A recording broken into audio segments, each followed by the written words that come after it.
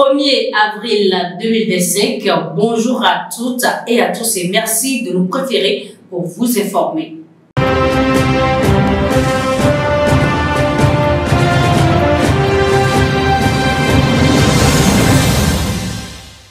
Au Burkina Faso, une vingtaine de militaires condamnés pour leur rôle dans le coup d'État manqué du 16 septembre 2015 ont reçu la grâce présidentielle du président de la transition, Ibrahima Traoré.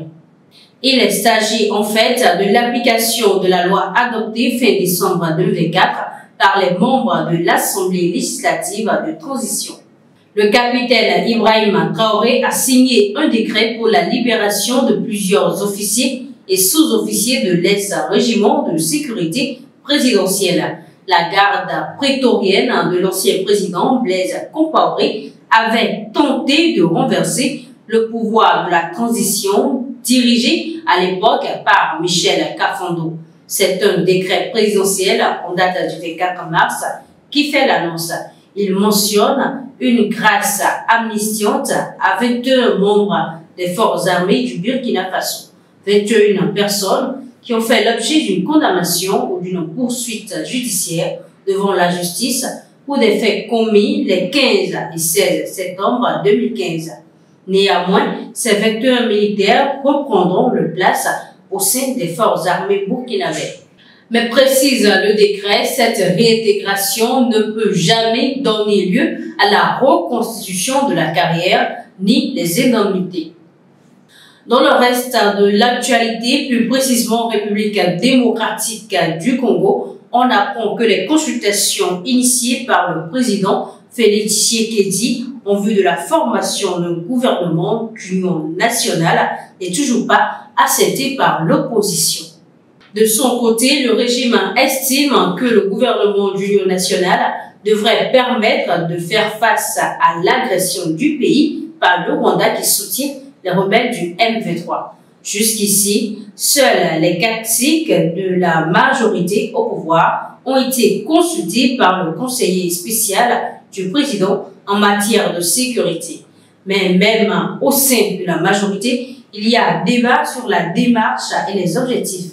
Certains veulent conserver leur place au sein du gouvernement, alors que d'autres attendent une meilleure représentation au sein de la future équipe.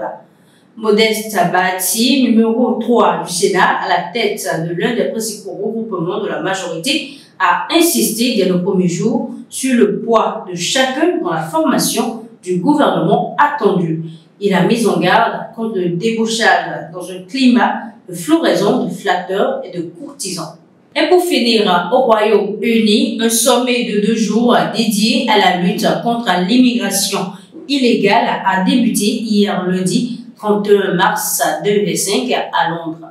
Le Premier ministre britannique Keir Starmer veut s'attaquer aux gangs pour endiguer le phénomène des traversées illégales de la Manche à bord de petites embarcations. Hier lundi, les représentants d'une quarantaine de pays se sont réunis dans la capitale anglaise. Le ministre français de l'Intérieur, Bruno Retailleau, était également présent.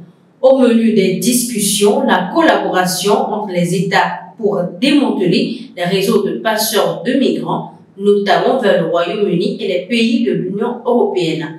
Keir Starmer, qui a fait de la lutte contre l'immigration illégale l'une des grandes priorités de son mandat, a posé les bases de ce sommet. Nous ne pourrons éliminer les réseaux de passeurs une fois pour toutes que si nous travaillons ensemble, car ce commerce de malheur exploite les failles entre nos institutions, dresse les nations les unes contre les autres et profite de notre incapacité à nous unir au niveau politique, a affirmé le Premier ministre britannique. Il faut indiquer que près de 5840 personnes ont traversé la Manche à bord de ces embarcations de fortune, un nouveau record pour la période. C'est tout pour cette session. Merci de nous avoir suivis et bon début de mois à tous.